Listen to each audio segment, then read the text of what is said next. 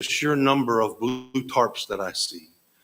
And so that blue tarp issue, or what's causing that blue tarp issue, if it was caused by Hurricanes Debbie, Helene, or Milton, is what this long-term recovery group is here to help our citizens navigate. And so as part of that, we brought in a team from FEMA. And the team from FEMA is the Interagency Recovery Coordination Team. And with that, I'm going to turn it over first to Ms. Wisdom and let her let you know just a little bit about the IRC and their mission.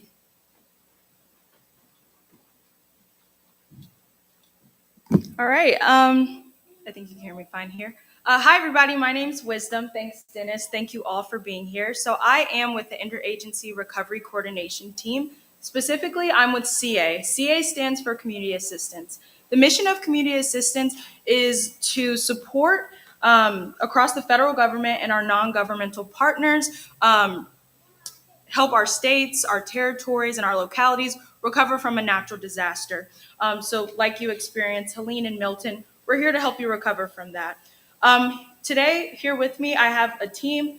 I'd like to introduce Isabella. She's also a planner. I'm a planner.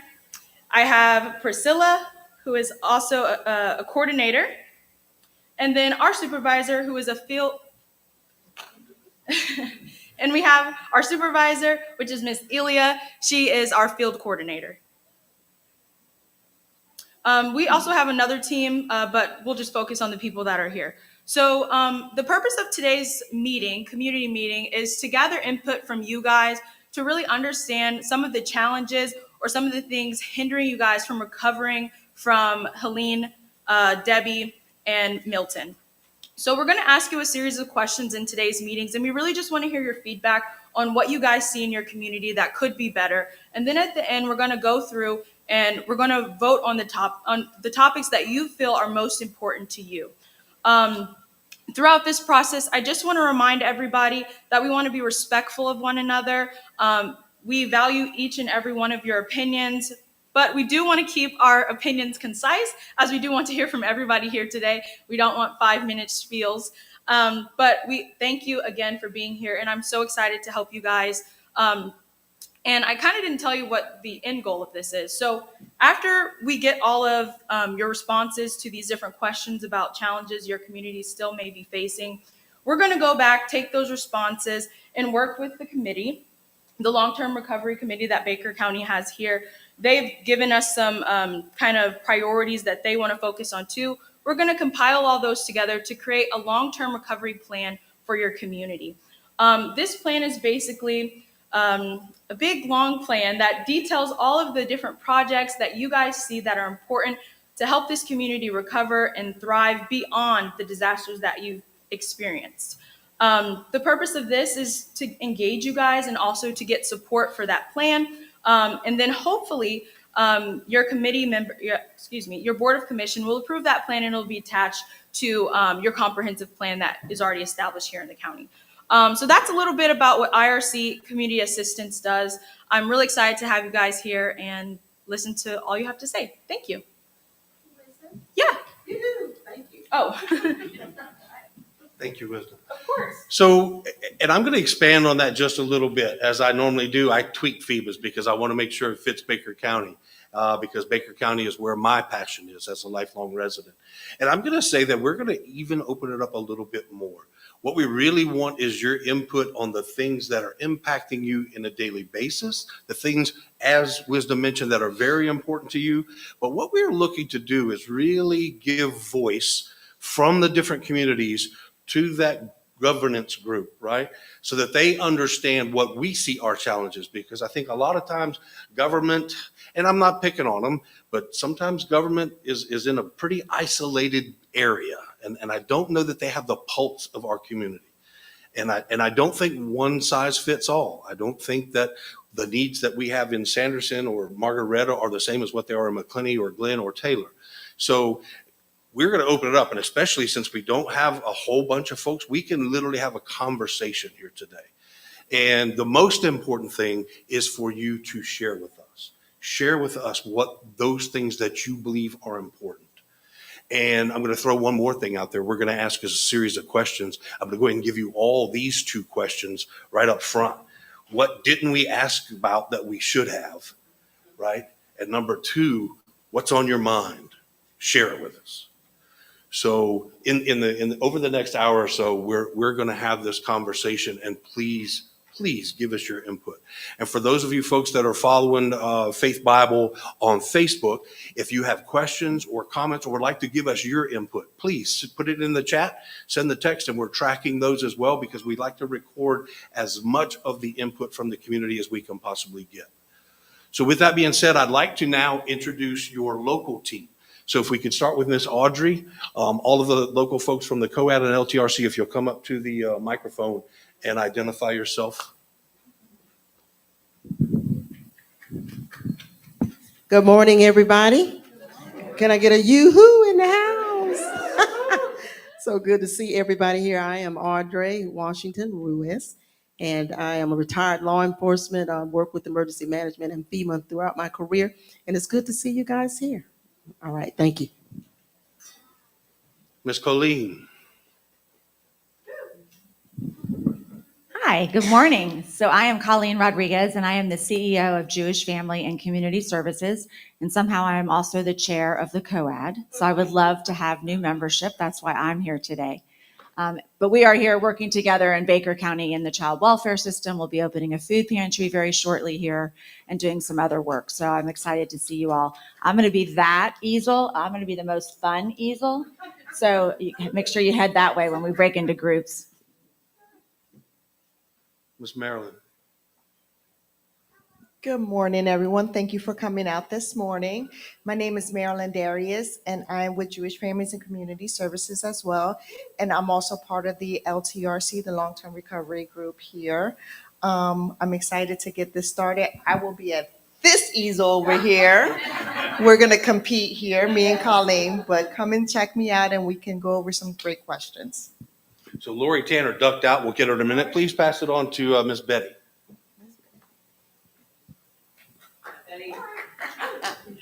Good morning. I've had the great good fortune to be a part of this process for over a year, almost a year and a half. I'm on the COAD and I'm also on the LTRC. And one of the great things is that the things that have happened because of those 2 entities are amazing in Baker County just now.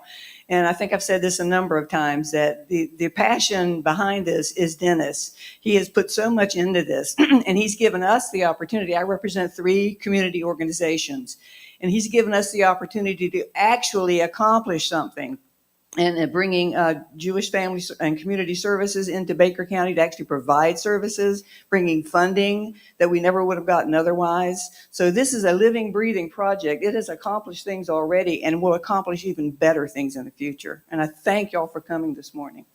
And we thank Miss Betty for providing the refreshments that are located right there in the kitchen. Yeah, for food. Yay me. Lori. She tried to hide. I'm Lori Tanner. I'm the case manager at Ed Frazier Memorial Hospital. I'm also involved in a lot of community boards here in the community, and I'm interested in bringing more resources to us because we do have gaps in care and we do have needs that go unmet. So my interest is keeping us rural, but having all the resources we need. Thank you, Miss Angela. Thank you, Lori. I think that's it. Unless you want to jump up. Me? I was talking with Angela. Oh, I'm Angela O'Berry. I'm with the COAD and Faith Bible Church. And Miss Taylor. Good morning or afternoon, I don't know. I'm Kayla Givens. I'm a member of the COAD. I probably missed a couple of meetings, but I'm also involved with a couple of community organizations and also Faith Bible Church. So I'm excited to be a part of it and to see what this group accomplishes. Fantastic. I think we've got all of our local folks represented here. I'm not going to ask everyone to introduce themselves, but if you feel so inclined, you're more than welcome. What I would like to do now is the process will be, if you'll notice, we have 4 easels set up around the room. We still going to do the station thing? Okay. So we just ask, and the point here would be that you stop at one station and there's one series of questions, and then time frame, 15 minutes. 15 minutes goes by, then you'll move to the next easel and the next set of questions. And again, the questions are just to help us start the conversation. So do not feel limited by those questions. If you have things that you feel need to be said, if you have issues that need to be raised, if you have unmet needs that we're not talking about, please bring those up. And it doesn't matter which station. I'll let you guys be the judge of which one's the fun station and which one's. I'm not touching that with a 10-foot pole. I'm putting all my money on Miss Audrey just because she does that old woohoo thing. Well, she hit it right out the gate. So, yes, ma'am, Miss Wisdom. I'm just hearing that they possibly like to do it together, like instead of separating the group. I've heard that here. Any opposers? It's your meeting. We'll run it the way you want to run it. There we go. So with that being said, you can sit still. We'll just ask the questions from the different podiums, and that way we don't have to move anybody. Perfect. Does that work? Yeah, okay. Fantastic. Yes, ma'am. Audrey is not like this plan. She doesn't like this plan. But this is fine. I also want to, before we start, because I forgot something. I apologize. For those of you that are listening on Facebook Live or however you may be hearing this message today, we have food for the first 30 folks who come here, the first 30 families. If you're in need, come, please. We'll hand you a ticket here at the beginning, and then we'll actually load it up in your car at the end. So again, we've got food for 30 families, and please, if you're listening on Facebook and you're one of those folks in need, come see us. All right. With that being said, let's start off with your choice. Yes. Well, I already have it. Okay. So, my FEMA report. Go ahead. All right. I'm gonna get started. Ready? Give me one FEMA reporter right We're still, here. yeah. Yep, she's next. And I'll be Miss Audrey. All right. So when you think of Baker County, what core values come to mind when you think of this county? Do I need a mic? Okay. Okay. Oh, so what core values do you think of when you think of Baker County? Family? Okay. Schools? Faith-based? Specifically, what about the schools? Religious schools. What about them? Unity? Safety? For the schools, safety specifically related to schools. Why do you live here? And I would say also a sense of community, that if there's a need, the community always rallies around whatever that need is, as much as we can. So I have to keep repeating, right, so it gets on the radio. So sense of community, that we rally around each other. Like a neighbor helping neighbor kind of thing. Neighbor helping a neighbor. I see that on the Baker Facebook page a lot. Conservative. What else? Why do you live here? Born and raised. Born and raised. People stay. Got married or you fell in love and then you get right. That happens too. I moved here, so I'm not a foundational family. I moved out here in '84. I came out here in the service originally from North Idaho. Jacksonville was too overwhelming, so I was looking for a small community. Lived in Lottie, Maxville, and then landed up here. And I like the sense of community, and I wanted my kids raised in a community that they would know everybody from the time that they started kindergarten till they graduated and became adults. Now, unfortunately, nope. Yeah. Okay, so I would say small town feel and traditional values is why I moved out here, and a sense of knowing your neighbors. I also think it was important you talked about your children and what you wanted to instill in your children, and you Yeah. felt like that would happen here in Baker County. It would. Unfortunately, both my boys live in Jacksonville. They had to leave because there's no work out here, no family wage or family jobs that they can support a family. So they ended up moving to Jacksonville. So that'll come up in one of our other questions for sure, the gaps. I think less crime.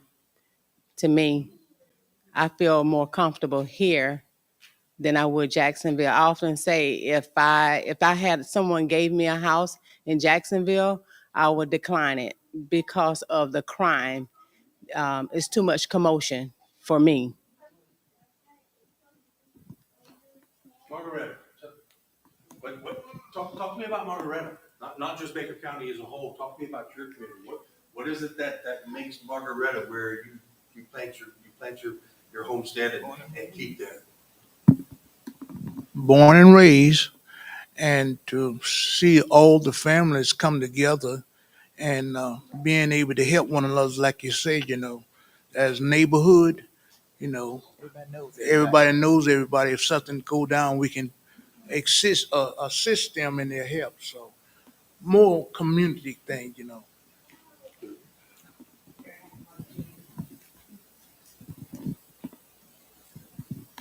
Does anybody else have any input on that question? Quiet section over here. They'll embarrass you here, Dennis. You have to say it. You have to say it into the microphone so you can get heard. So where's home? Which one of our communities? Sanderson? You two men? Lusty? Now I really want to hear Lusty. Yes. So tell me what makes Lusty appealing to you? What is it that you love about Lusty?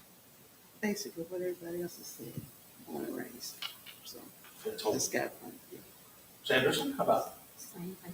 Born and raised. legacy to that?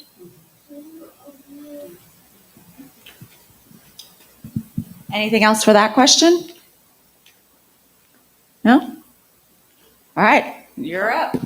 All right, everybody, you can see it here. Some of you have to turn it around, but it just says, what does resilience mean to you as a community member or the community itself? When we say resilience, steadfastness, fastness, toughness, if you're going through something, what is that thing that keeps you in line with what the course is going to be? Why do you not just fall by the wayside? What does resilience mean to you as a person and the community? Anybody? Yeah. What does resilience mean to you? Yes. To me, resilience is the ability to bounce back. Yes. The ability to bounce back from an event, weather event, storm, Okay.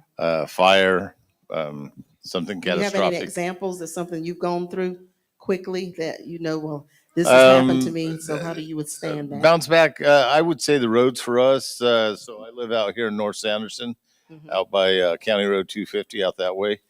So I think it was Helene. So the roads got washed out and everything else.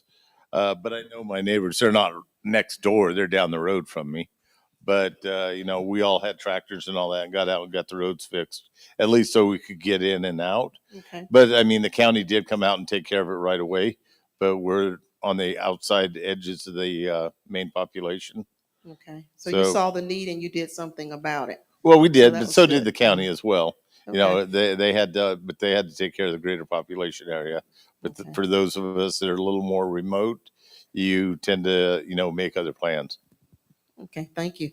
Anybody else? How do you hang on in there? How do you withstand the circumstances that are not so good? The community group that works together. I mean, most people in our community are families. Okay. Everybody's related out there. So Yes. you look out for one another and you help one another. So when you know, especially the elderly, that there's a need, you try and meet the need. Awesome, awesome. Anybody else want to hear from all of us in here? Yes. Oh, Miss Betty. I don't live in this area, but to me, resilience is a preventive measure. It means if you can build resilience before the disaster comes, you're in a better position to respond to that And Okay. we need to be looking all over this county, not just in central core of McClenny and Glen St. Mary. Every community is important. That's right. And most of the issues and problems that have been identified are in our outlying communities. Okay, so preventative measures. Anybody else? How do you withstand? How do you do what you need to do in circumstances that are not so good?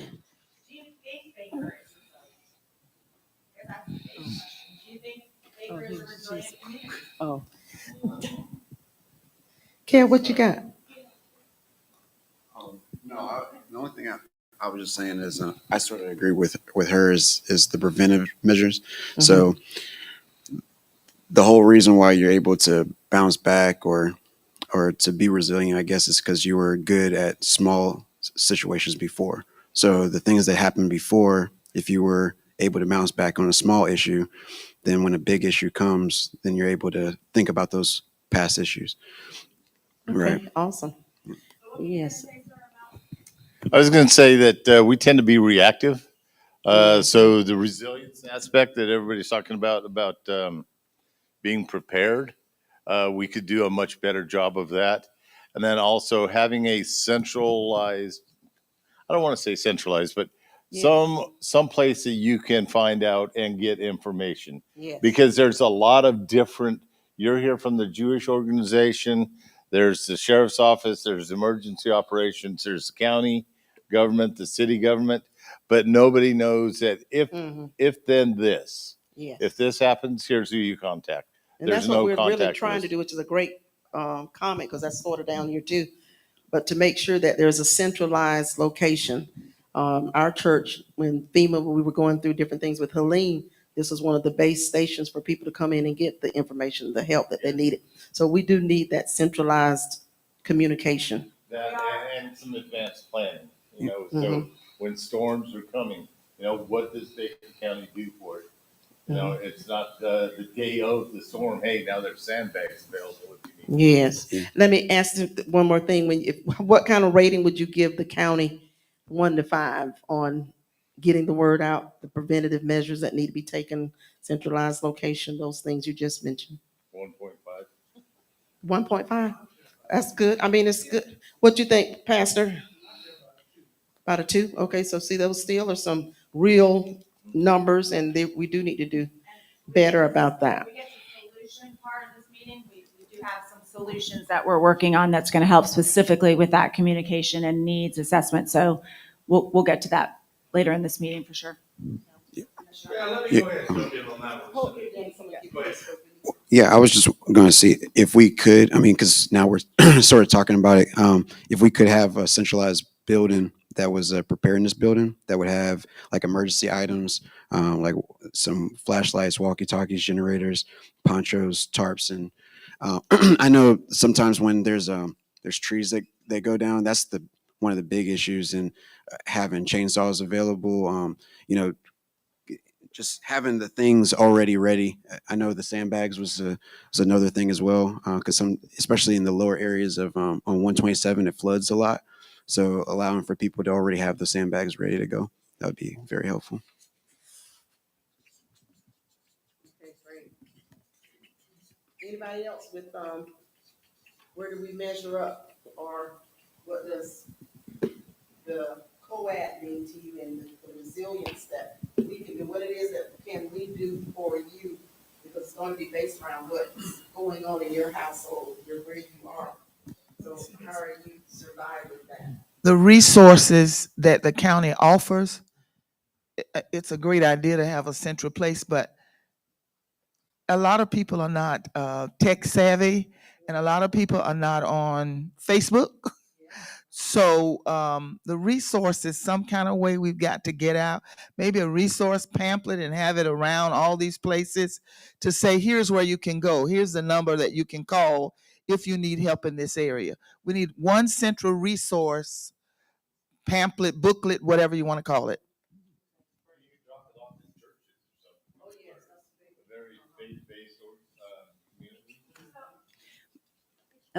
Back to Aaron's. If you don't mind, so, Okay. and I great. I appreciate this because I am the Division of Emergency Management. I am the Assistant Director, and we've recognized we've had these issues. One of our challenges is how do we work around it? And there's another question that Ms. Audrey put in that I loved. It was my favorite question. But we recognize we're hearing you. One of the things that we're looking for is ultimately where should we be, right? How do we get there? I'll give you a perfect example. We used the stores in these last season, this last storm season, because power was out. Sandra said, "You guys for Debbie were out for 5 days here. It took you forever to get FPL back up and running." So we absolutely do recognize that we have some of these issues, and we'd like to hear from you how we make it better. So it's fantastic to hear we talk about the fact that it's a little bit too much tech, right? Because if you're not on, and I'm one of those people, I'm not on Facebook, I don't do social media, right? We traditionally have felt like the primary way to communicate with our citizens was if you're under a certain age, use social media. If you're over a certain age, you use the pulpit and the press, right? And then word of mouth, and that's difficult to start the word of mouth during times of disaster. Yes, sir. So Dennis, I think the emergency operations group does a great job. And I just don't think you guys get the visibility of what you guys do. People tend to look on the county webpage or the city webpage or the Baker County Press to get some information. You guys are putting the information out, but they're looking elsewhere because they're not aware of EOC. And you're only getting the press once a week. And people don't stop actually buying the press. Yeah, so. I'd like to do a follow-up and figure out what that's about, because that's the first I've heard of it. Thank you for listening. I'll talk to you offline. Yes, ma'am. On Aaron's comment is, I would like to see there be community-based places where you're putting those supplies. And almost every one of these communities has some place. I mean, it's not like a gigantic warehouse or something, but if you forward positioned those kinds of emergency needed things within the community, I don't know, there's like the Sanderson Community Center, which is, I don't think operational right now, but there is a plan afoot to rehabilitate that facility, and that could be used as a source. But you're bringing it out into these communities rather than they go to a central warehouse situation to get it. And we call it the hub and spoke, right? Because typically, if you wanted to go get food that was given away during the storm, where'd you have to go get it? You have to go to the fairgrounds, right? And so that's what we tried. We started this year with bringing a pod here. We had a pod at Glen Baptist Church. We did one in McClinney in front of there. But I absolutely hear you, right? I think these conversations and this input is what we need to help spread that even more. And I will say that there's challenges. There's challenges because when we're requesting those food stuff, they come a semi at a time, right? And so, but that's a logistical challenge we can work out. But I love the input. I love hearing that we need to get it closer to where it needs to be, right? And I think that's we're striving. We're not there yet, but really good input. If you need a building, I mean, we own a building that's right next to the Faith Bible Church's building as well. So if y'all need just a place to stage stuff early ahead of time, I mean, it's lighting. There's nothing that's, I mean, it's right there in the middle on 229. So if y'all need that, I mean, it's available. We absolutely do. We absolutely will. We'll get you signed up. And then on top of that, Dennis, I don't think you guys have to do all the heavy lifting. You've got people in here. You've got the contact list. These are people that are engaged in their community. Use them to be your, I don't know, arms and legs. Force multipliers. Thank you. There you go. And that's the purpose of the COAD, right? Yeah. That's exactly what that group does. So we're hoping to grow it. I know you were wanting to go in a little bit direction, but go ahead since you've got fantastic news that's just confirmed today. But there are things that are working in the background, and we've been working for a very long time. Jewish Families has not been working for a very long time because they're relatively new, but they have hit the ground running and have been a fantastic partner in some of the things we're doing. So go ahead, Colleen, I'll let you. So it's not going to solve the tech problem, but we did realize that when we came into town, there are phenomenal churches, there are phenomenal community resources. The hospital is a wonderful resource, but there isn't anywhere that we're all coming together to say, here are the resources. This is what's available to you as residents, regardless of where you live in the county. And there isn't a place for people to say, I'm in need of this. So there is a site, an app called Galaxy that we are actually going to bring in and purchase probably next week. And it is a place where churches can sign on and say, you know, we have food every Sunday. It's places where nonprofit organizations can say, I have money for light bills, I have this, I have that. But it's also a place for you can say, you know what, I've got a chainsaw. And I know a storm came through last night, and you know, I would love to go out and help somebody. So I'm volunteering. I have Saturday free. Does anyone need me to come to their home? And it's a place for someone to get on and also say, I have a need, right? I have that tree that just fell and I'm a single mom and I need your chainsaw. Could you come over? So it's a way to link the community. It is not the answer to everything because not everyone's going to get on and be able to, and when power's out and all of those things, but it's the beginning of the conversation. Right? We're going to start doing a needs assessment of the entire county. Where are we missing? Who are we not communicating with? And we agree it needs to be multiple ways. We need pamphlets in all the stores. We need an app that can work as well. We need the churches to be engaged because that's the way a lot of people get information. We need the hospital to have all the resources as well, because if you're sick, that's where you're going. So it's not going to be the save all end all, but it is one piece that this community has not had, and we hope to get that going very quickly. The other thing too is to tie back in kind of what you're saying is we're hoping that each of the churches will sign up there, because then if the pastor receives that information, now he can put that information out word of mouth.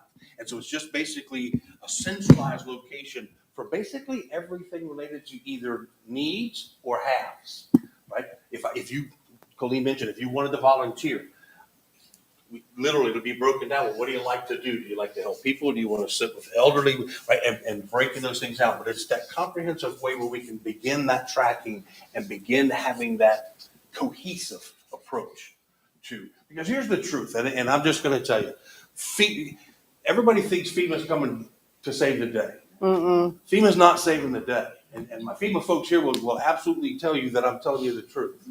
They're going to do something to get you by for just a little amount of time, and then they're going to expect you to make yourself whole through your community. And that's the real truth.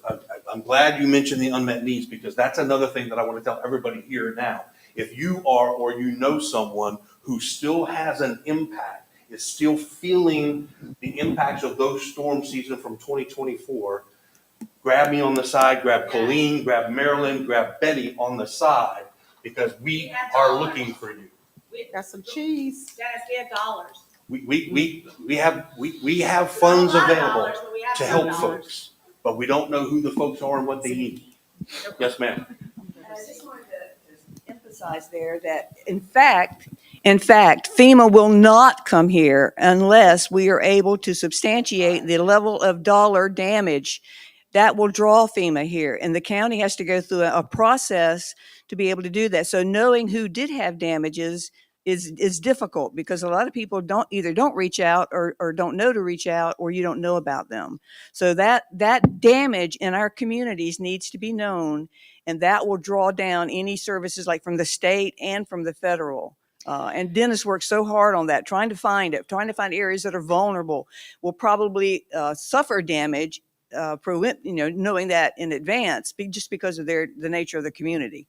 And Betty, you just triggered two things. One, that app will give us a dollar amount of need. It will tell us that we really need $1 million of services for the community, and we will have the proof and the documentation. So when grants are, or the feds come or the city comes or whoever's coming, we can say, here's the documentation that Baker County really, to be made whole again, we need these resources and we need these dollars. But I'm going to go back to what Dennis said right before. We don't have a lot of money, but we've been offered $50,000 from Volunteer Florida, and we're writing that grant now for people who are still being impacted by the 2024 storms. So it's not huge, but it's something. And so we do need to know who the blue tarp people are. Where are they, and their contact information, so that we can begin to reach out to them as we draw down these dollars and be able to make people whole. The worst thing that's going to happen is another storm's going to come while people still have a blue tarp on, right? And that's our biggest fear. I'll come back, and I heard it already in this, right? We are country people. We are hard people. we are tough and proud people in Baker County. And it doesn't matter, that's something that's consistent no matter which community in Baker County you live in.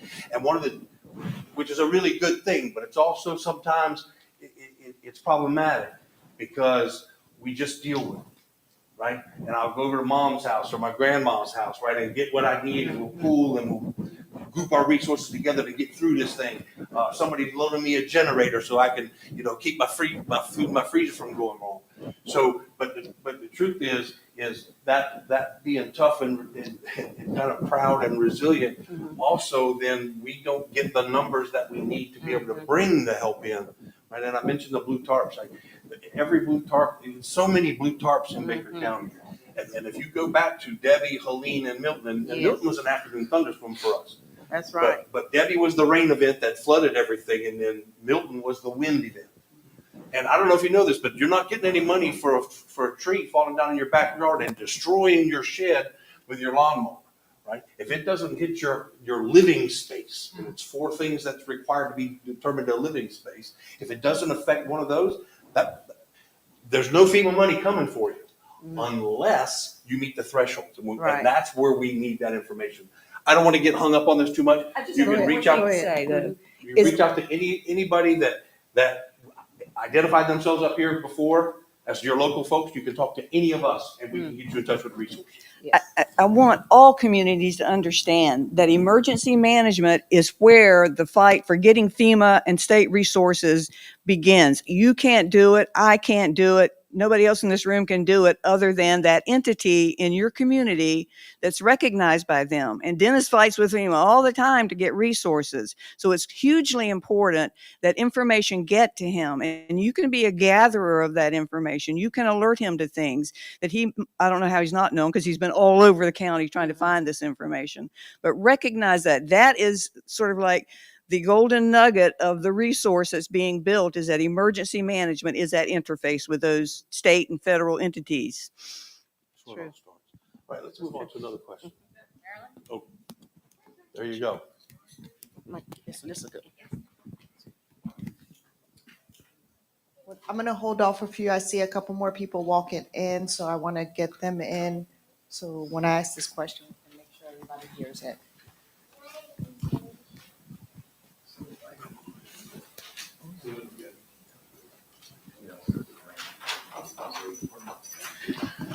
And I know some of you guys just walked in. We have some refreshments, some breakfast items in here. If you want some water or anything to snack on, you're more than welcome to go in there, okay?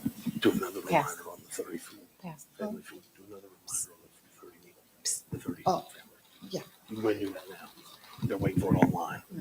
Okay. Also, for our people online, we do have, we're giving out tickets for everybody that comes in. We have bags of food. So when you get here, if you need food, please come and see us. We'll give you a ticket and you'll get a bag of food. So just a reminder, you know where we're at. We're on Facebook. So come on down and we'll give you some food.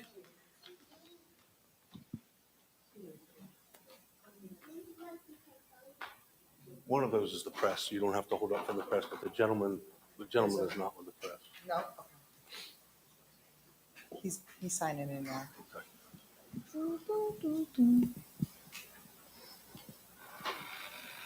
So one more time, while we got a little bit of downtime and quiet airspace, if anybody needs a snack, we got some finger foods and some sweets to make you shape like me if you want. Go back there and help yourself. Thanks to Miss Betty Center, she provided them this morning. So please help yourself. There's some water back there, fruit back there. So she brought some healthy stuff. I avoided it completely. Went straight for the stuff with sugar and bread in it. The cookies and the donuts.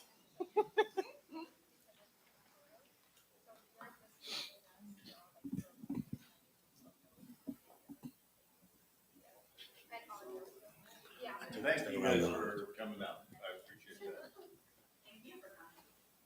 that. Good morning, welcome. All right, so let's go on to our next question. This one's a little long and it might be a little confusing, but it's what type of businesses or services are missing or underrepresented in our community? So what businesses out there that we feel like are not being announced or are not being recognized Or what businesses are we missing that we can really use in this community? So I've got a question to answer your question with a, thank you. To answer your question with a question, is this for economic development or just existing business? This is how does it impact you? In other words, Okay. what do you see? And we'll start with the businesses because I don't want to muddy that water with the businesses and the services. I want to talk about those separately. So what businesses, what opportunities, what we'll call them for profit, right? What for profit things should be in our community that aren't? What would you like to see brought here? So I know you be quiet, so I'm going to say this. Is there enough stuff for our kids to do? Okay, so now that should get you thinking. So go ahead. It's actually worded better. What amenities do you currently enjoy that currently exist in the county? Okay, sorry. What amenities do you currently enjoy that currently exist in the county, and what would you like to see come to your community? So I think that might be worded a little easier. So what are you using? What's working? What are your kids, grandchildren using? What stores are you using? And then what's missing? Where are the gaps? Restaurants?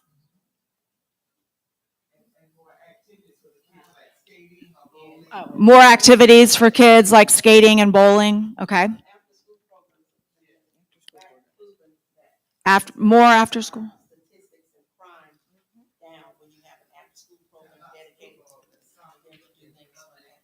So more after school, I have to repeat it so people can hear it. More after school activities so that will help with crime, that helps with socialization, that keeps people off the streets and keeps them engaged in their schools and with their coaches for sure. Okay. Other than sports, because not every child's a sports child, right? So we need music and we need arts and all of those things for sure. So- Tutoring. I heard tutoring. Yes. So mine is not necessarily for children, but more for the families. Some type of family wage earning jobs, logistics, transportation, warehousing, something like that. We've got a lot of property out here. We've got a lot of zoning. We don't have the infrastructure for it. But if we put an Amazon warehouse out here or a trucking depot or a Right. yard management system where there's a working man's wage that he can support his family. Let's flag that one if you would, please, Wisdom, because I want to come back. So jobs, okay, so jobs that can keep people in the community, because you spoke specifically about your two children that had to leave Baker County because they couldn't find a livable wage here. So to keep people here. Something like community centers. Do we have any community centers? Go ahead. That would be good. I heard her say tutoring, which is offered, but I believe that we have, Oh. transportation is the problem. Yes. Transportation. Parents are working when they're out of school and they can't get to us. So transportation, sometimes there's programming, but not the transportation, i.e. an example of that is tutoring. We heard, and the last group we heard was there's vacation Bible schools all over in the summer. There's all these activities, but if you have one car per family, once the person who's going to work takes the car, then whoever's home with the kids can't get them anywhere. Right. Start of that one too. I want to come back to that one because that's me and Lori probably both want to jump off on that one. All right, this little section over here, my girl is too quiet. Oh, go ahead. Go ahead. Okay, so that one was talking about like amenities. So I just have a list of stuff. So entrepreneur hub that would help small businesses like starting up the businesses. So because there's a lot of people that have different business ideas, but they might not know, hey, how to start an LLC or how to get an EIN or whatever. So just having something like that. Then as far as amenities, having an improved basketball court up at Jonesville. So actually having lighting there as well. So that way people can actually, they have a nice court. It's not something that's just on the concrete or whatever, just something nice. The reduced speed areas. So on 229, there's people are just like flying on 229, like 90 miles an hour. It's easy in dirt bikes and stuff like that. So just having reduced speed areas just in the areas where the families and communities are actually at, like actual houses are at. We have the same issue on 127? Yeah, it's not, it's Not yeah, 229, right? yeah, but right. Yeah, just having like a reduced area, then also like a Boys and Girls Club type of center with a gym and possibly like 2 to 4 employees to run fun programs for the kids in the community. That would be really helpful because that would, if you have something like that, then you wouldn't have issues with the younger people, whatever, getting involved in different stuff. So, I mean, just having something that's ongoing and then completed sidewalks as well. So like there are sidewalks, but just having them more so in the areas where the houses are at. I think And do you have that's- vocational programs in your high schools and We do, yeah. some vocational? Yeah, so there are some vocational programs in the high school, and there's also an adult education program that offers some things. And I think an underutilized and not well known about service that the Chamber of Commerce offers is someone who can support small business owners that are trying to get businesses open. It is not well known about. But there is someone that comes once a week and that is available for business owners to talk to. And then the YMCA is trying to make a resurgence in the community, but we really need community engagement. We need people to be involved on that board and give their input and their vision. But that is one thing that the YMCA would like to do, would be to have a full service gym again and, maybe even a community center eventually. Yeah. There are some, thank you. There are some vacancies with the YMCA. They're currently looking for a sports program director. And that is mostly in the evenings and weekends. And then there is also a position with the pool to help oversee the pool, and there may be more coming to help support the Y.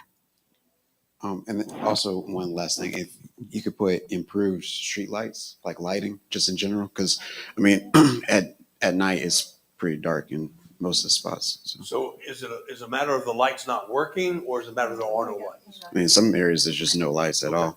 Yeah, but at least at the park, it would be good that there's just extra lighting, but just areas where people walk at, because I know on Gaskin Circle in general, I mean, like there's no lighting at all in there, and then Tony Givens as well. There's very little lighting. Beverly is chomping up a bit to say something. No. Okay, good morning. Only thing I want to talk about, I have a little group, Sanderson Women of Vision, and we always trying to do something for our kids. Like the Christmas parties, we have Pastor Vidal donate his building for us to have something for them. I think we need to do a lot more for the kids. I know, to have them to go somewhere. I know McClenny have a lot, but like they say, transportation, we don't have the transportation to take them to McClenny. So I think we need to do more in Sanderson to let them know that, we appreciate the kids and we love them. And that's why I say our group, we be trying to do something all the time. We do a little selling to make money, to buy stuff. We buy stuff for the nursing home. That's our little group, Sanderson Women of Vision. So that's all. We just trying to help. That's great. Yes, we do. And back to school bags. Yeah. You Okay. need to send Dooley to our co-ed meeting. Right. Second Thursday of each month, we were right there at Sheriff's Office. Come on down, we'll feed you. They do. They feed you. Good food. It's good food. It's like real food. Can I You know, have a police officers piggyback eat. question for this?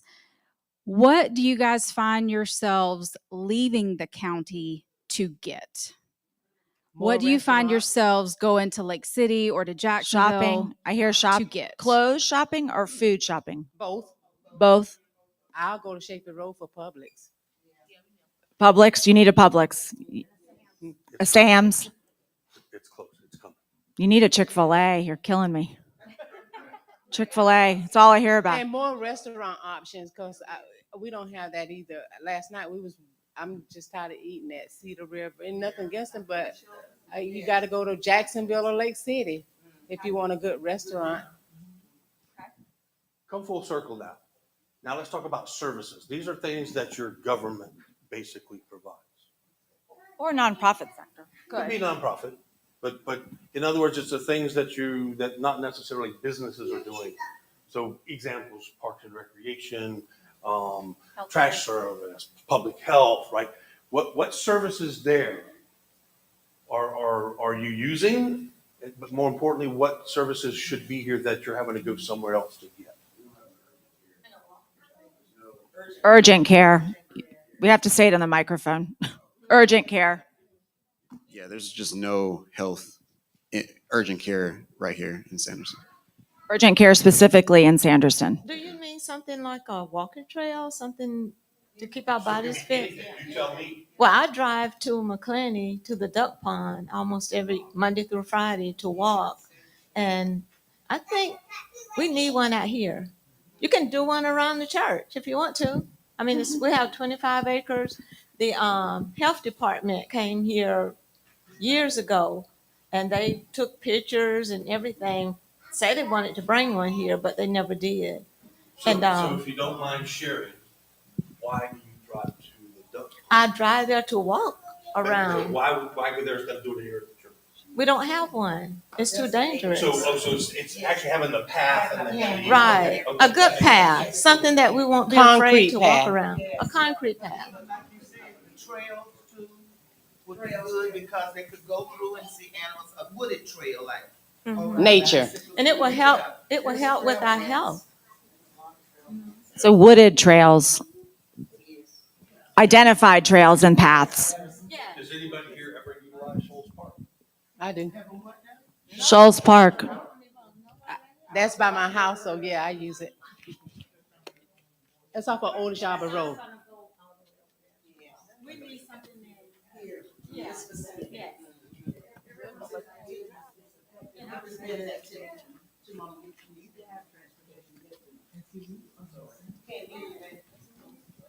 Every one of those items is affected by transportation. I mean, do you have the ability to get to that? That's why putting it out into the actual communities that are all over Baker is a better idea. I think we have to go back to Erin's comment about medical. So, and Lori's standing here, so I'm going to turn it over to her. But so if you don't have urgent care, where do you go for the doctor? Or are you going to Ed Frazier Hospital's at the closest? And so then what services, so you're having to travel to McClenny to get any type of medical care, and then what is missing from that medical care that you're having to go outside of the county for? So eye specialists? Eye specialists, so other specialists, I'm sure. Yeah. Do you go all the way to Jacksonville for that? Lake City for specialists? There's no dentist.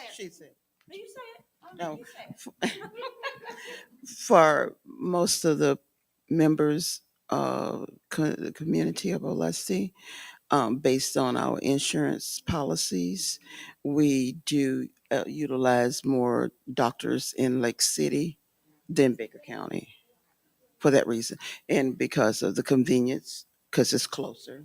It's 20 miles from Olustee down to McClenny, less than and for us to get to Lake City for a service.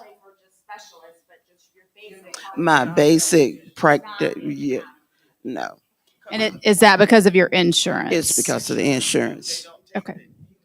So you need insurances that are accepted in the county. So you have Humana and it's not accepted here where you need to go. Okay. So the paneling of doctors. Okay.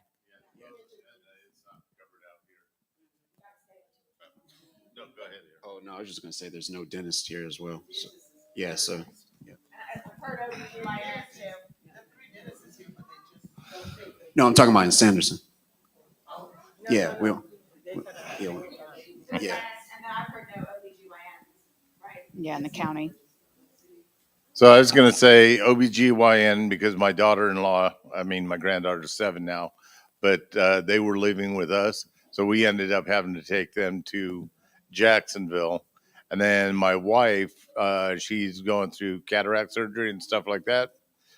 Her insurance, Medicaid, I think it is not accepted out here by any of the providers. So we end up going out to Callahan to take care of anything with her eyes, anything like that.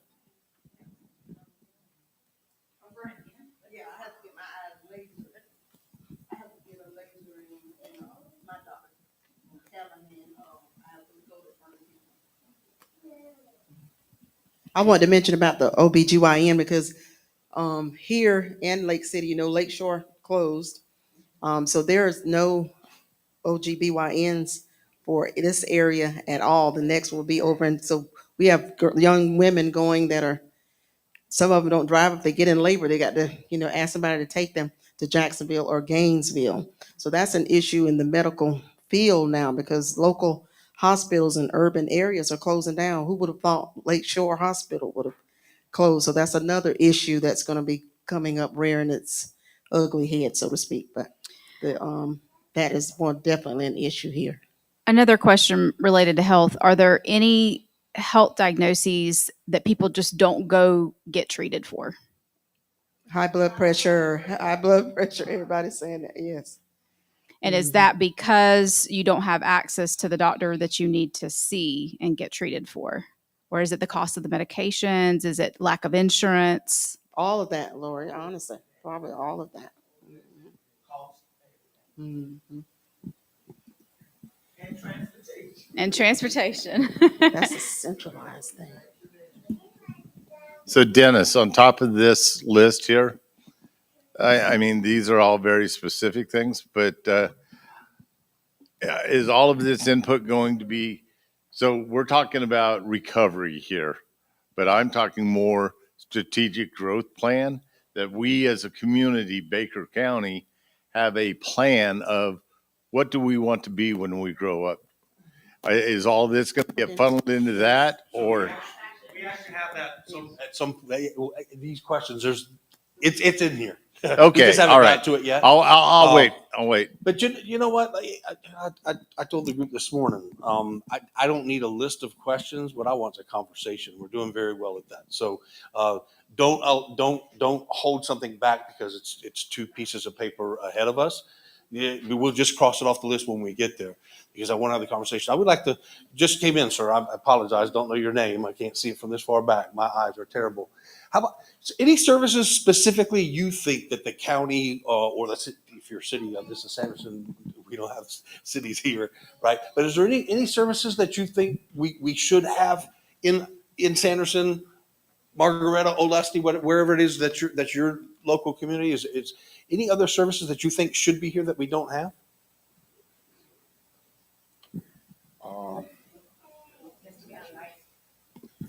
We got one. Oh, we got But yeah, it's mainly, I think a lot of it is, like they already said, transportation. And let me go back to, you say in Sanderson, right? Yes. Okay. Well, if you live in Olustee, which is No, Margaretta. I live in Sanderson. Okay. You But got a lot. You look a lot like Phil Jefferson. You kin to him? That's my brother. Go ahead. But no, my thing is like they were just saying. I can't think a whole lot about Sanderson right now. That we need more than slowing the traffic down when we was on. But it was a question they brought up about the healthcare thing. I got to drive Jacksonville, and I know that ain't what you asked me, but that's where I'm going. And I got to drive to Jacksonville to see the heart doctor, cancer doctor, and the insurance. Could y'all do anything about that? So you go to, is it because you go to Jacksonville because you don't have the doctor, the right doctor here, or is it because your insurance is forcing you? Okay, so you don't have the specialist? Yeah. Okay.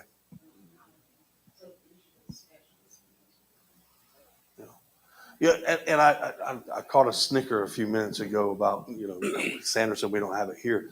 Truthfully, I don't know if you guys have looked at following anything in what's coming, but Sanderson's going to explode. And these conversations need to be had now, right? These things that you guys are bringing up need to be in that plan for what happens, because right now you might be able to say, well, there's not a lot of reason to have it in Sanderson, but we're fixing to have some growth here. And if we're not vocal about the things that we need to see included in our community on the front side, we're going to be on the back side from now on. And so as that growth is coming, we should be And hopefully, and I think Wisdom said at the very beginning, hopefully our county governance will start to recognize these things and will incorporate them into their long-term strategic growth and economic planning. Yes, ma'am. Someone online said elders resources. So, can you catch back and ask whether or not they're actually using or aware of or using elder source? Council on Aging. Yeah. Council on Aging. Are they aware of Council on Aging? What specific resources are they in need of? What specific resources are they in need of in that space? Sorry. And then we'll just. And then I think we can piggyback off of what you, I'm sorry, what is your name? Because you're speaking so eloquently. Greg. Greg. Okay. I think your statement leads to this question. What makes our community unique and how can we preserve that? Like, what do we want Baker County to be? Well, first of all, what do we love about our community? What do we do well in our community? What makes us unique from Jacksonville, from Lake City? We kind of did. I think it's family oriented. But what's the vision? We did start with the question, but you kind of took it in a different direction of what do we want to be? Right? So we want more healthcare. We want more, that's going to be more people. What do we want to be in 5 years, 10 years, 20 years? Right. Because right now the So county maybe the last question's year a little- contracted about 2%. You know, people are vacating and leaving the county. I'm chairman for the LPA, so I take care of the comprehensive growth plan, me and the team. We're all a volunteer based board, but that's just the legislative element. My concern is more strategically, what kind of business do we want to bring? Where do we want to put the development? Do we want to concentrate that into one area and have multiple rooftops all concentrated so we can preserve the green space? Or do we want to have urban sprawl and have cow pen? I mean, cow pen's beautiful, don't take me wrong. Some people are going to absolutely want that. But do we want the whole county cluttered up like cow pen? Or do we want to concentrate the growth and preserve the green space? Right. To your point, ma'am, what do we like about the county? I would say the rural aspect of it. But there's a lot of undeveloped land that if we don't have a strategic plan where we're going and just responding to the developers as they come in, then that rural feel is going to get lost, or at least in my opinion. And Lori's really good about saying that. How do you keep the rural feel of why you live here, what attracted you, I'm assuming, to Baker County, yet get all these other needs met at the same time? Where's the balance in that? Well, and I think that needs to be a community conversation. You guys are doing great, and that's part of the reason that I'm here, one, for the recovery, but then two, to hear what our elected leaders are doing. You know, say, where are we going? You know, instead of being knee-jerk or crisis du jour every day, you know, what is the strategic plan? Where do we want to be? What do we want to get in 5, 10 years? I really do think it comes back, right? It comes back to defining. And so we hear it all the time. It's in the press all the time. That's coming straight out of the board's mouth, right? We want to keep that rural feel and that Southern culture, right? We want to keep that and manage our growth. You're going to have to give something up to get something, right? And so what are the things that are, and that's kind of where we started off with this conversation. You're right. We started off there. What are the things that are important to us? The things that we don't want to give up? Right? Because you can say that you want the growth, you want the increased businesses, but you got to plant that Pizza Hut beside somebody's, right? Somewhere, right? And so that it's kind of figured out. I do think you're right. I think it's the community voicing and saying, these are the things that are important to us that we cannot give up, that we're not willing to give up. And these are the things that we're willing to be. I think that needs to happen that has not happened in years. I've been on the LPA for 15 years. And, you know, all we're doing is responding to the applicants that come in instead of us as a community defining what we want. Yes, ma'am. Kayla. The response about the specific elder resources, she said daycare for seniors and transportation to medical appointments. Yes. You have it? You have transportation? Transportation for elderly already. They do. I, I don't know who it's Council on through, but I know I have an elderly relative that gets taken to her transportation in Jacksonville.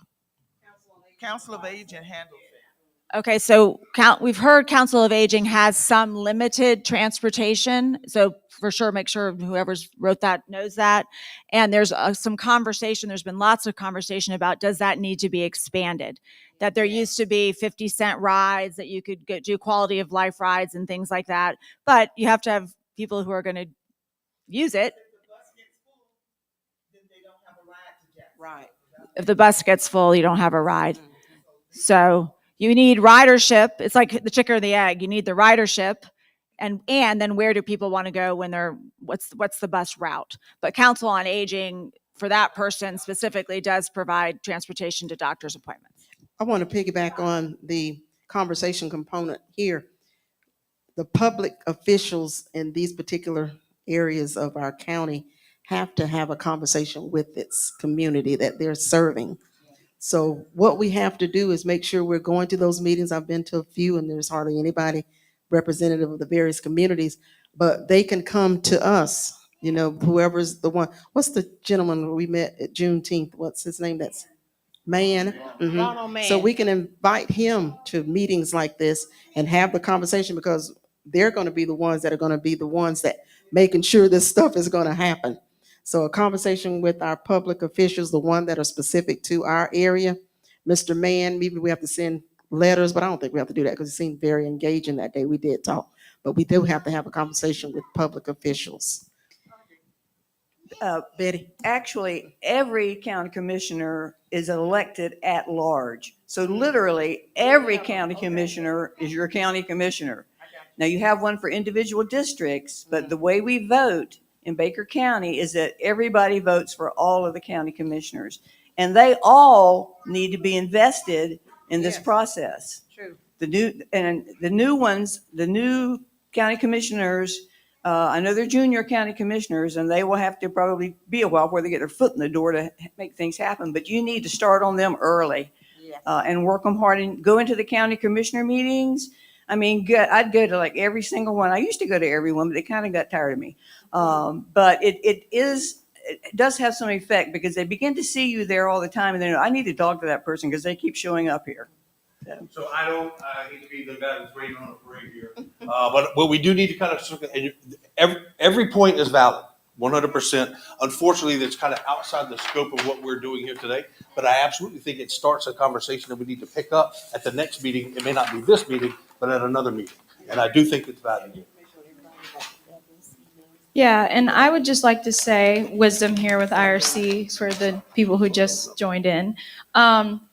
That's the purpose of these meetings, like getting people together, you all coming together and saying your shared vision, your shared ideas on what you believe Baker County is today, what you believe those challenges are that you've faced in the past, and where you guys see yourselves going in the future. So you guys rallying behind each other and bringing these topics and issues and goals to your county commissioners, letting them know these are the things we care about. We voted for you to get these things done, to make this happen for us. So these are the conversations really just to get you guys invigorated and talking, and then also energized to speak to those folks about what you want to see in the future. So I think that's a big purpose of this meeting beyond the long-term recovery plan that we're doing. Well, let me put my plug in my soapbox for a second. Transportation has been mentioned in almost every conversation here. There is a disadvantaged transportation board, and they right now have several openings for board members. And we really need people from our communities to engage and be part of these boards so that we have that voice. They need not only non-riders, just advocates, but riders that have experienced riding the Council on Aging buses and how they need to expand and how they need to improve. So please, if there's something that you're passionate about, please find that board and get on it. The Disadvantaged Transportation Board just met, and they will be meeting again. Do you remember the date? I don't remember the date. But Maybe quarterly. They meet at the Council on Aging building. Mhm. They have two very specific positions that are vacant right now are for folks who use the service.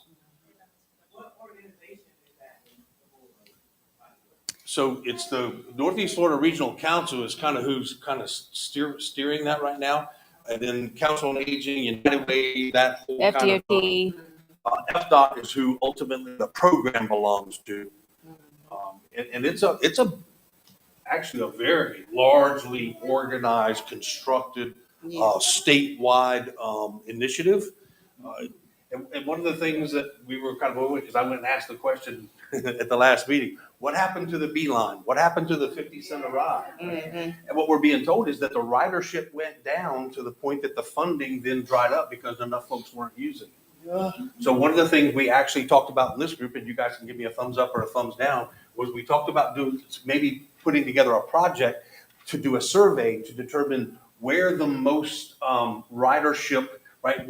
In other words, do a study to figure out where the best ridership would come from. Because as long as the bus is full, they'll keep doing it. It's when you drop down when there's only one or two people.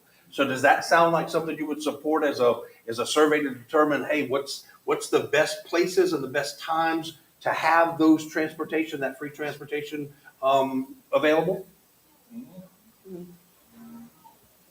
Okay, so that was one of the ones we actually identified as a project that we think we might be able to do coming out of here. And then FEMA can also steer us towards some resources to maybe help make that happen. So, And if you develop the ridership, you will expand the program over time. Yes. it just sounds to me that something's not lining up.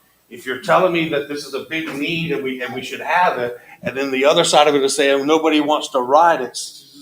Right, we gotta figure out. Well, Dennis, I think this goes back to the conversation we had at the beginning of a clearinghouse of the services that are available.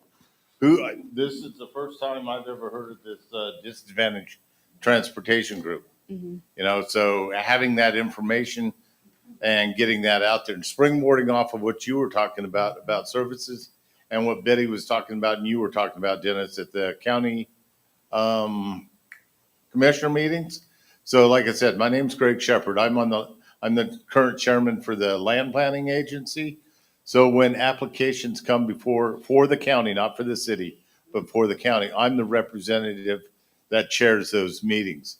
And I'd love to see people come out, listen, and engage there too. Because you'll see it in the press, it'll show up a week later after we have our meeting and have passed our votes. And then everybody's all up in arms saying, oh my God, how did this pass? But there's nobody there. So we've got the comp plan. Does it check all the marks on the comp plan? Yes, it does. So we approve it. There's no need to deny it, and there's no feedback from the community. So make sure you're engaged more than just this. Real quick. Jessica Pravat, publisher at the Baker County Press. One thing, just to kind of piggyback on what Greg says, we've covered the Transportation Disadvantage Board just about every time they meet. Now, unfortunately, as Greg said, the stories are after the fact. We are working on creating like a community calendar to try and get these dates and times and locations out beforehand. So to try and create that engagement. We also rely very heavily on our communities because that's what we're there for, to give us that information, to give us those dates, those times. But we've got it in the paper. We try to push it out on social media. It's on our website. We try to where everybody's looking, but we are also always looking for ideas and suggestions. So if there's another way we can help get it out, that's what we want to do. Because, you know, my job is to keep everybody informed on everything. So, and it's, for me, it's personal. This is my community. Sanderson is my community.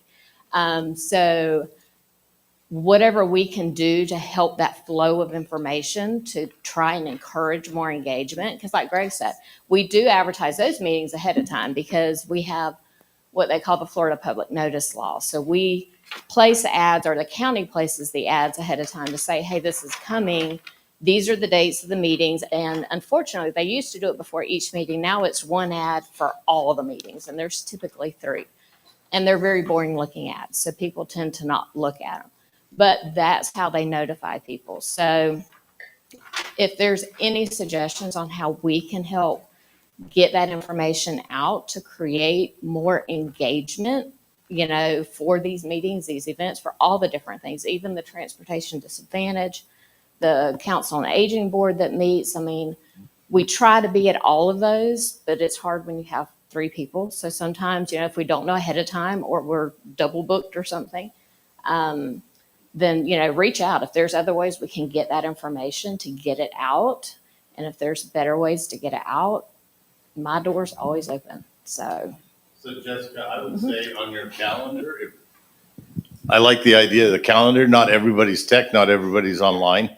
So, yeah. Senior citizens are not You online. need to talk to those folks. Yeah. But And on the everybody don't buy that. calendar, could you put all the different county meetings? And, okay. So there's So Ms. Kathy, you started. I was gonna say that, I know I'm beating a dead horse here. Senior citizens, and I'm a senior citizens, are not online. They're not on social media. How do We you got to find out? reach them some way. She just suggested, get flyers out, get them to the churches. Senior citizens are not online. A lot of them don't even know how to get online. Secondly, the ones who need it are the children, getting back and forth to the support that's offered to them, like we offer tutoring. You can't get them there because they have to get on that bus and come home. And parents are working and they can't bring them to where the tutoring is. So the senior citizens and children need the transportation. And uh, I live here, I've never been aware of a transportation committee. So a lot of things go on in the county people are not aware of. Yes. The other thing is diversity. There needs to be more diversity in this county. Simple as that. Diversity as far as elected official representation or Everywhere. Okay. Where do you see people like me when you go into a bank or a store? It needs to be everywhere. Okay.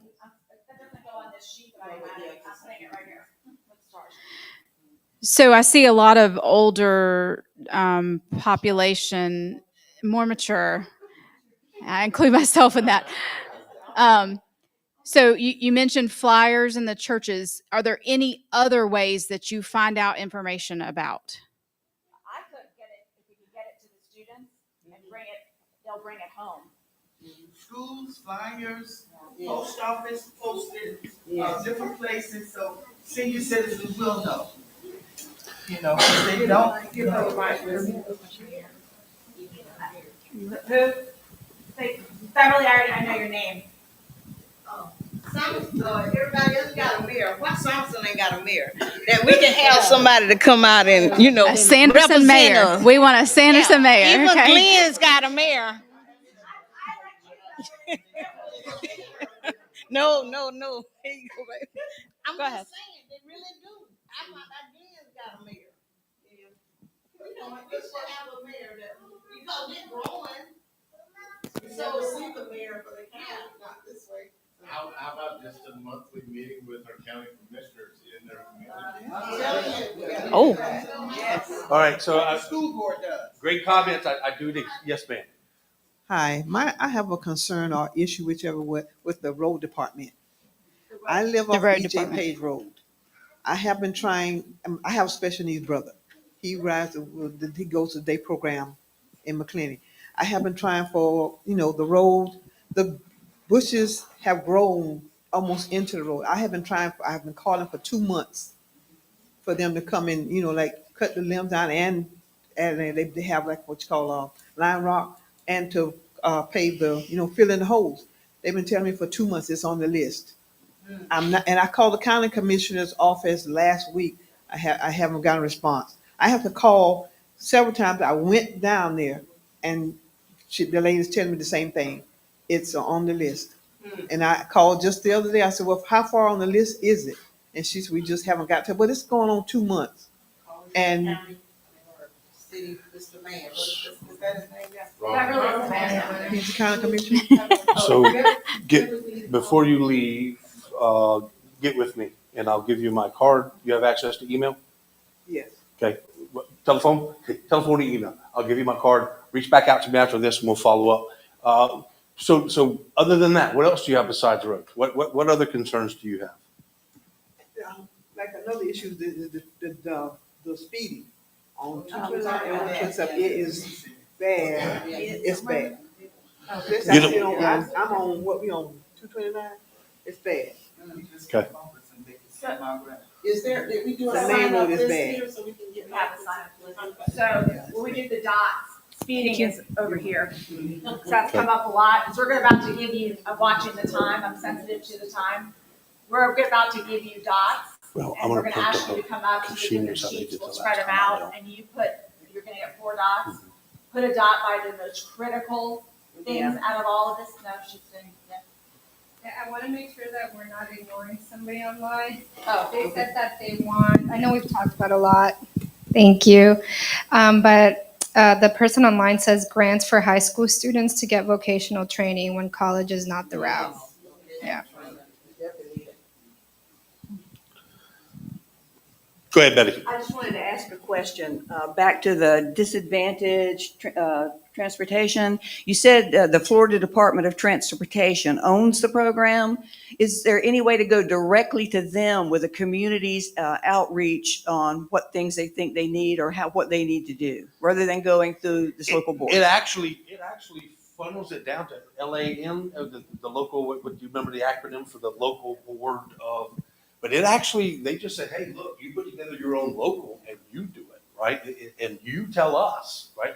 They basically just provide the funding, but they pretty much leave all of the structure up to us at the local level. Yeah. And so it's just a matter of us participating on the board, right? And asking the questions or being the squeaky wheel. I don't know what the right. Well, they meet quarterly. I mean, it's like, you know. That's probably a required schedule that they meet quarterly based off the grant money. You can always do it more frequently than that, although they're public meetings, so you have to do the whole notification thing that Jessica was talking about. All right. Well, you did the commissioners' monthly meeting. Someone had an idea of monthly meetings in each community with the commissioners. So that would. That would be good, because then each county commissioner can hear in each community what the priorities are. Yes. And that could be fed into a greater plan to say, here's the top 3 issues within the community or within the county, and here's what we're going to do to tackle it. But right now, it's like you said, you call and there's no response. So hopefully they would see, I would wish they could be here today to see all of you here. And if they could see that, that will catch their eyes, that there's a group of dedicated people who are doing things and they want me to listen to them. Rather than, you know, when you go to a county commissioner meeting, there's a long agenda of all kinds of stuff. You may get to speak at 10 o'clock at night or something. So if you can drag them out here, get the people here and they will see the impact of what you have done here today. Yeah, because the county commissioner meeting should be a status update. Here's all the bullet points: status update, status update, status update, old business, new business. But getting out in the community, meeting your constituents, those that have voted for you, that live with you, that meet you at, I don't know, Coze's, or meet you over there at the dollar store, or getting gizzards down here at Olusty. You know, coming out and meeting the people in your community. So this is, we're not going to solve it today, and I know No, there's no time, you know, but the diversity comment is pretty important. So I think do you want to elaborate a little bit more about diversity issues in Baker County? Because I think that's really important, and I hate that it's just one little, I wrote 4 words. I didn't know what section it should go. Well, I turned this into other needs. So we can do whatever we want. And that people are comfortable with people they know and they see that's like them. And there's no diversity in this county. It's not even discussed. Is it siloed? Schools, banks, stores. Think about it. When you walk into a place, post offices. We're siloed. We're still siloed. We're still in different compartments. You're in certain areas. Your pockets. There's pockets of white people. can we just say what we were going to say? There's pockets of Black people, there's pockets of white people, there's pockets of Hispanic people. But that's how we're not all divided, that together. we're living. But I'm talking about businesses and things that we all go to and serve. That's yeah, education. Yeah. So everyone's white. Okay. Well, I think we just have to say it. Like so I just want to be clear. So It is. So white dominant. Yes. No. County commissioner. No. So when I wrote all groups represented everywhere, that covers that. Right. In the schools, and I taught for 35 years. Some schools don't have Black teachers. Schools, government, primary businesses. Businesses, yes. And a lot of it started because everything was family owned here with stores and restaurants and things. So of course you employ your family. But after that, it's now opened up. The county's grown, so everywhere you go, hospitals, I mean, banks. Primary companies, schools, government, it's not equal representation. So come over here. We don't have a lot of participation because they're not represented. Right. Okay. Impacts participation. At the table. Impacts participation. But you gotta get those folks to come up and participate too. That's true. You know, like Sanderson, I mean. Well, if they don't know, if there's nobody at the big table to say what was said, what's going on with the Connors, the Baxters, the other, the Margarettas, the Sandersons. Well, if you don't feel welcome, you're not coming. Yeah, that's right. That's simple as that. Right, McClenny and Glen St. Mary are the voter population that elect everybody. And so they figure the outlying communities, I mean, you got to fight to get attention for your community. It always has been that way because you don't have a big voter base and they're always looking, I mean, because they will target Glen St. Mary and they'll target McClenny with their, efforts and information. Our last commissioner, whoever the name on the council commission, he told me that because he did not have, I didn't even live here then, because he did not have but maybe 10 votes from Sanderson area, because you can tell who voted, but not the person, that he wasn't concerned about it because they weren't concerned about him.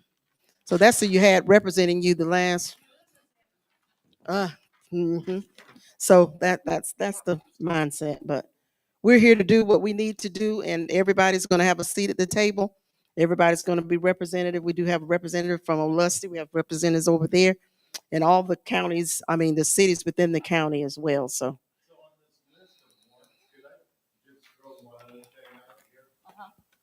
Some type of community event that represents Baker County. Like a watermelon frolic, do whatever you want to call it. Years ago, we used to do Possum in the Park. Now we've got that in Baker. We've got Juneteenth. But some signature event for the county that puts us on the map. What would you? But I'm saying this. Okay, so I want to. In your mind, you've got an event. What would you see there that represents us as Baker County? What would we be at that event? Would we be nature? Would we be families? Would we be a product? A service? A weekend music festival in a rural setting, maybe out at Shoals Park. We could build some kind of pavilion or something and have a river jam weekend or something. This last summer, I helped out on the Sandbar Social down at the Boy Scout camp. But some kind of signature event for the community. What is it? They got the Strawberry Festival. Now, we don't really have a lot of agriculture here. We've got a lot of ground, but not a lot of agriculture. So at that event, what I want to make sure I'm hearing you correctly. At that event, you would highlight our natural resources, our land, our nature, our wildlife. Land, nature, the river. This river is a hidden gem for us. It runs right through. You guys are already talking about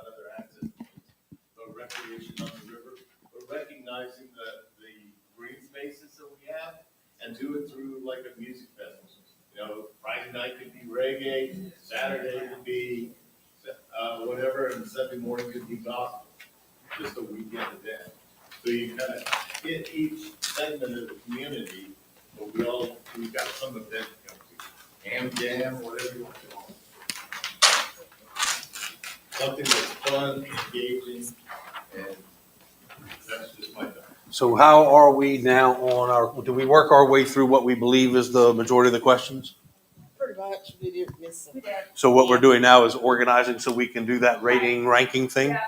Wisdom, you're on the driver's seat on that one. I wasn't at the last one, so I don't know specifically. Everyone gets 4 dots. Okay, so you guys all gave us great input. So we have these various questions that you all answered, and we have these questions that you guys answered. And while all of these things are very important to all of you guys, we recognize and we understand that we can't do it all right now at once. So we're going to give you 4 dots, and these dots represent priorities. So you have 4 dots, 1 through 4. Put your dots on the 4 most priorities that you think are important to you in the community in which you live in. There's no right or wrong answer, but it helps us build consensus. If we know that everyone in this room puts a dot on transportation, transportation is a major concern for this community. So these dots will help us build consensus and prioritize the issues that you guys have already identified here, or the benefits and unique things about Baker that you love that we should emphasize and highlight in the future. So we're getting you those dots now, and then we'll see what you guys do.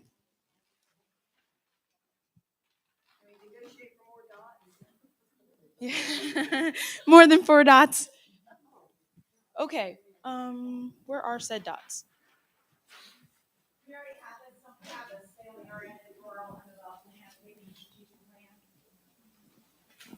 Lisa put them in there?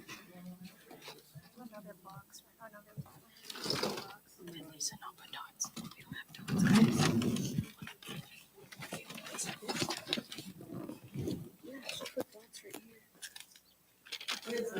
Yes.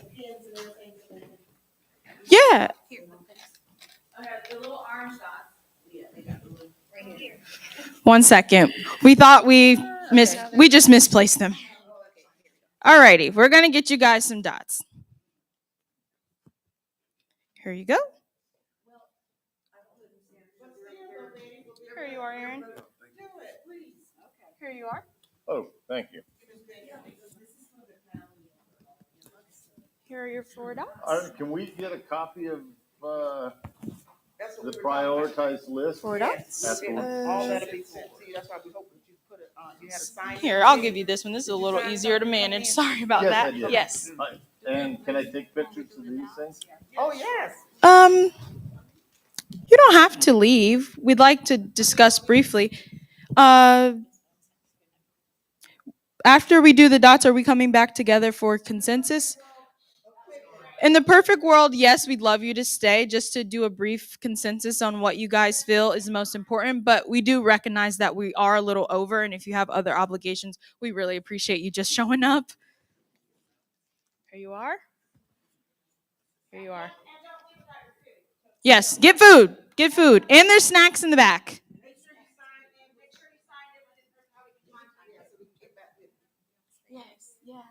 Yes, I do like that. Yeah, thanks for bringing that up. That was a good point. Of course. I'm here to listen to you guys. Hey, Jenna, what time is that meeting? One in your group. I completely agree with that. Yeah. 10 a.m. Okay, because I got LTA that night.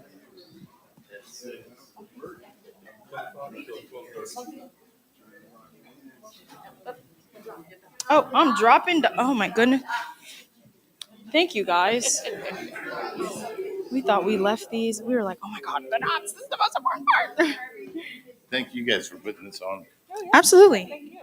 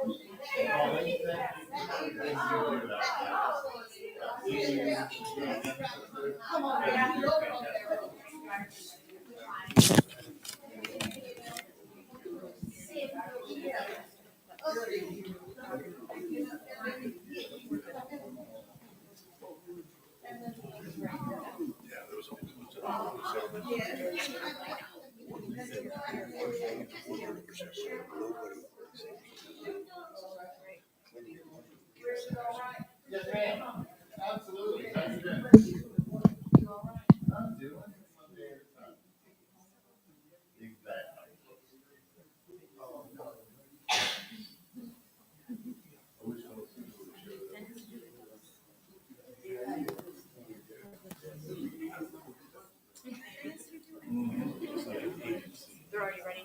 The truck's ready. I'll do the truck. The van is ready.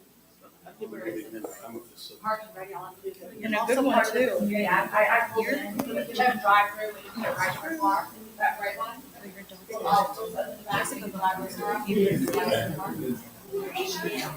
I'd rather get my dogs some whips or something like that.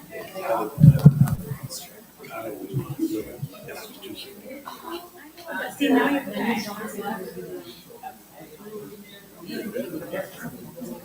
I'll stay or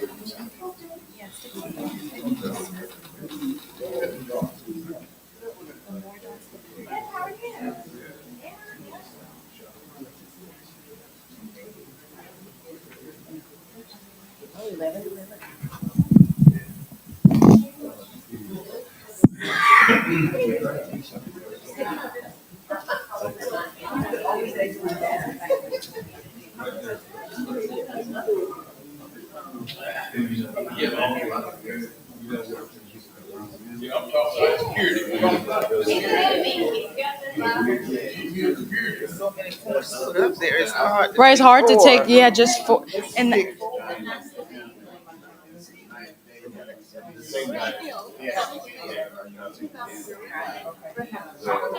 All right.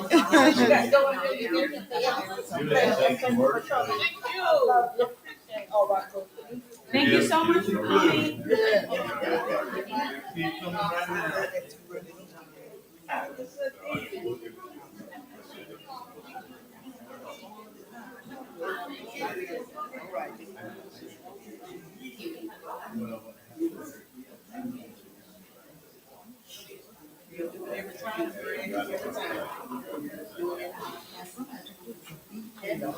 Well, it's, yeah, it is. So there's kids,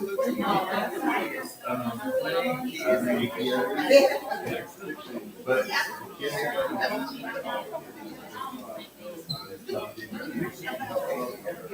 All right, sis, good to see you. Good to see you. All right.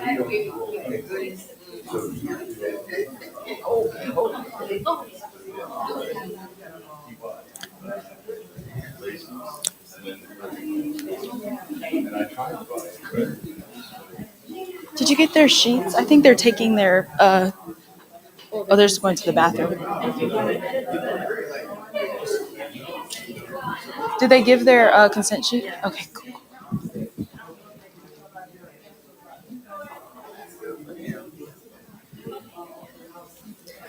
Okay. It looks like some people are still working on the dots. Don't feel pressured to rush. We're going to look at it in a second for those of you still online.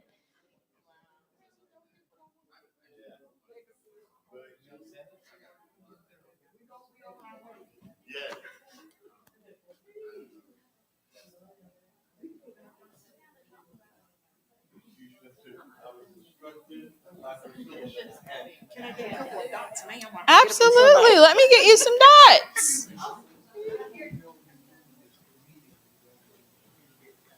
So this is the second one. The committee has done 5 times. Thank you, thank you, thank you. Here are your dots. You're welcome. Getting help from them. hey, this is a nice church. It's the first time I've been there. Yeah? Well, I might have to bring wife over here and hang out with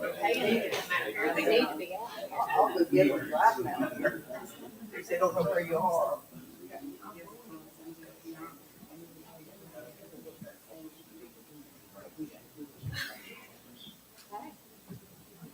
Hey,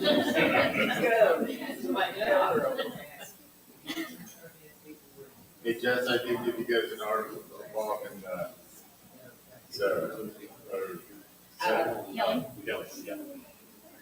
Yes. I sent it to Joel the other day. Yeah, Liz is working on the story. No worries. Good, how are you?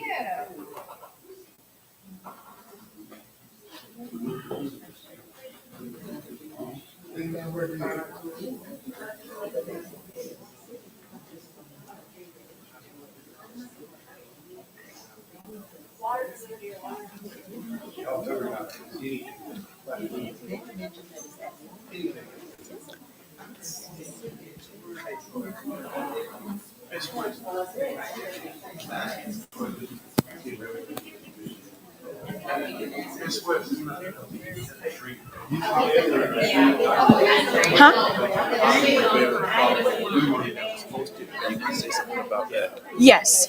They should follow up with Dennis and the VOMAC. And I'll hand it off to Dennis to let him know how to reach him. Absolutely.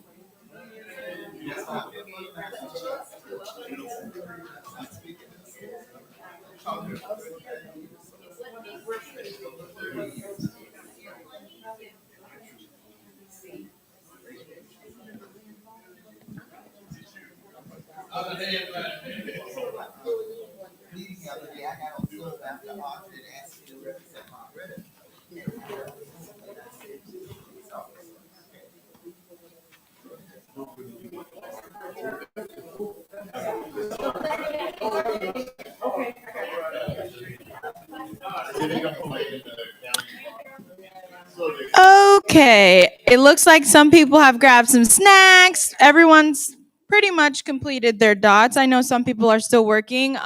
We'll give it a few more minutes and then we'll discuss and then we'll let you guys go. Thanks so much for staying if you can.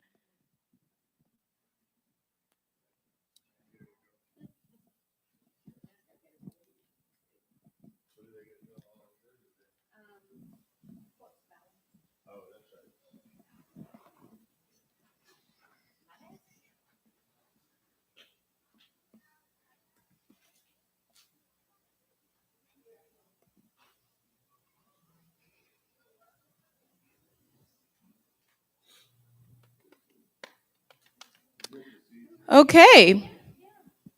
Let me check back here, make sure I'm not missing nobody. Okay, so you guys have just completed your first consensus building activity. Yay. Okay. So like I said, all of the issues that you guys have identified during today's meeting are all important. We value your feedback, but however, we know that we have to prioritize what gets done first, what we take a look at first, and we do that through consensus building. As you guys have placed here, you all got dots, you put them on the ones that were of most importance to you, and it appears from the number of dots around each of these points that priorities of diversity in the county, that all groups are represented everywhere, is a major priority for members in this room.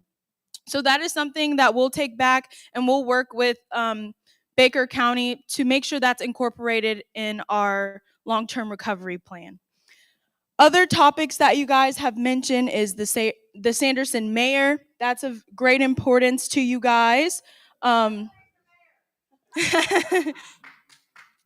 The monthly commissioner meetings each month. And here I see lots of dots around transportation challenges. And I think everyone in the room kind of rallied around that. There was a lot of talk about that during today's meeting. So that's something we'll definitely bring back, work with Baker County to make sure that's incorporated and included and those conversations are being talked about when we're working with Baker County. I see some dots around these community centers for like Boys and Girls Clubs, the YMCA. Those are things that are also important, making sure those kids have activities. So these are like the major topics that you guys have identified here. We'll go through these sheets of paper more in detail. and we'll see if we can group some of them. Like some of these, such as getting information out to the community, could also be grouped with this Galaxy data system. So whereas they're very specific topics, we see if maybe we can group them under a bucket, say communications issues or things like that. So we'll be working on that in the background. I know we didn't get to hear from people online, but if you want to reach out or have questions or want to know how more you can get involved in this process, I'll pass the mic over to Dennis so that he can give you that information. Thank you guys so much for being here. I really do appreciate it. Yeah, so very specifically, and I apologize for not catching Jessica before she left. Very specifically for those online folks, look for a survey coming out on the Baker County Press Facebook page, and I think they have a YouTube channel. I'm not that guy. I'm not the online person. But look for those online. Look for the Baker County Press, and there'll be a survey. And so anybody that's at home now that either didn't get a chance to participate or you think about something later, go in and answer those questions. It's a very similar situation to what we're doing here.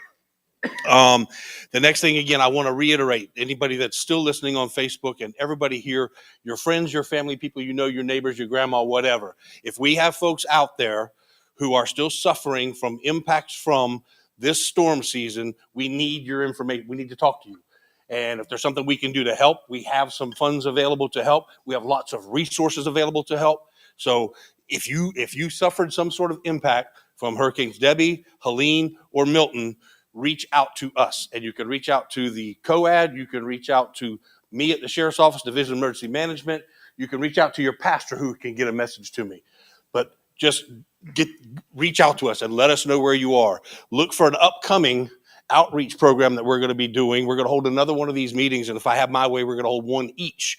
One in Olusty, one in Sanderson, and one in Margaretta, doing that same thing. We're going to come there and say, hey, what do you need? How are you suffering from the storm? And then start putting you in contact with resources to help those things. And it's everything from food insecurity to financial assistance, all the way through trees on houses and sheds and tarps and that kind of thing. So it's again, we're not done. There's still help available, and we just got to know who needs the help and where, because we're going to make those resources to the best of our ability available for you folks. I want to thank everybody again for being here. I really appreciate the honest input. Go ahead, Colleen.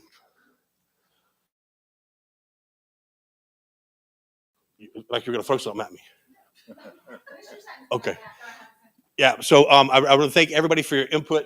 And I got the question a few minutes ago, how long you guys been doing this and what's the plan? So just so you know, FEMA, this team that we brought in from FEMA is only going to be here until November. Oh, okay. So initially they were saying 5 months and they cut it down to 4, but they're going to be for a while to help us finish this product, this plan. But our intention is to continue this. We don't need FEMA to continue to do this. Absolutely. And I would absolutely love to have, and they all got invites, believe me. I'd love to have our elected officials come sit in and hear firsthand. And so if we can turn this into partly what we're looking to do with that monthly or whatever meeting with the county commissioners, we'd be more than happy to help facilitate that and use this as a springboard to launch into that.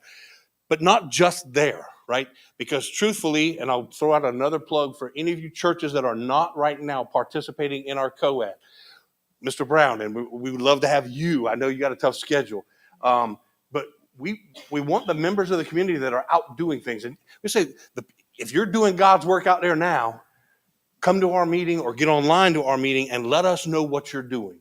We're not looking to change anything that you are doing. At best, we're hoping to add or help support you in what you're doing. But the first thing we need to do is we need to know what's being done in this community. Why it matters to me in emergency management is the things you're doing when there's no disaster, you usually can't do those when a disaster comes because all the resources, the money dries up, food's hard to come by, gas is hard to come by. My job is to make sure those resources are there when the storm comes. And if I don't know what we're doing every day to help the people in our community that are in need, then I don't have no way in the world I can plan for what happens when that fire comes, right? The next bugaboo, or when we end up looking like Destin, Florida, or Steinhatchee, or Horseshoe Beach, right? So we need to be prepared now, and that's how this whole thing started. So we need participation. And a lot like your preachers, they need butts in the pews. We need butts in the seats. We need folks on our email list so that we can share this information and help each other. Because one of the things that's come out of every single one of these meetings thus far is Baker County really is about neighbor helping neighbor. We're fortunate that it doesn't usually happen on such a big scale that we're really challenged. Typically it's small things like a house fire here, or somebody's sick and somebody goes through something, somebody's baby gets, whatever. But the truth is those same processes will be what we will need to be able to do if the bad one ever comes, right? If it ever gets really ugly. I cannot thank Pastor Vidal enough.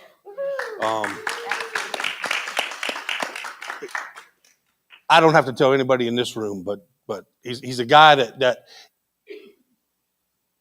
in my heart, if I could be what he is, half of what he is. That is not me, for sure. But he exemplifies everything. And I'm so thankful for him letting us use our facility, not just this one time, right? But also for bringing the community, bringing his folks in, the Facebook thing. I could have never done that live thing. Thank you, Pastor. Thank you. So now just logistics about food. There's a minivan that's out there with the back open. And because we're a more mature crowd, you can either pick up the bag of food, or if you want to get in your car and just drive through, we can put it right into your car. Okay? So the bags are already packed. They're ready to go. Miss Marilyn is walking out the door right now. So either you can walk up and pick up your bag or drive up and we'll put it in your car. Miss Betty? That's what the ticket was for, was a bag of food, yes.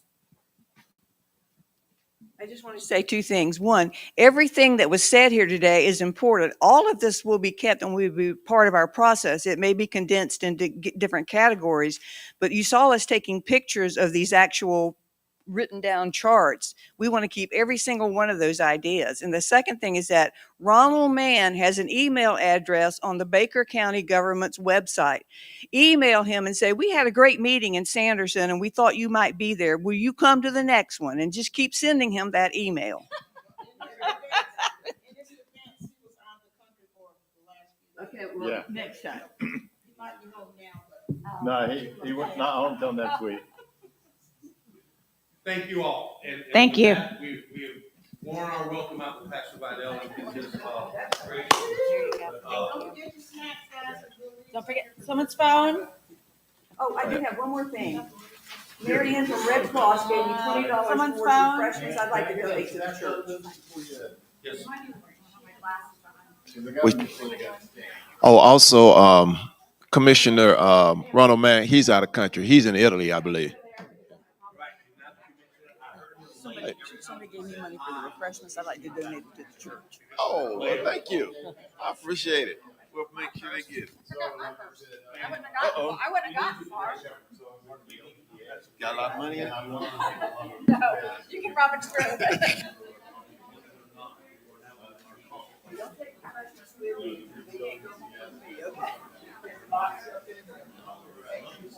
Y'all take some refreshments home with you.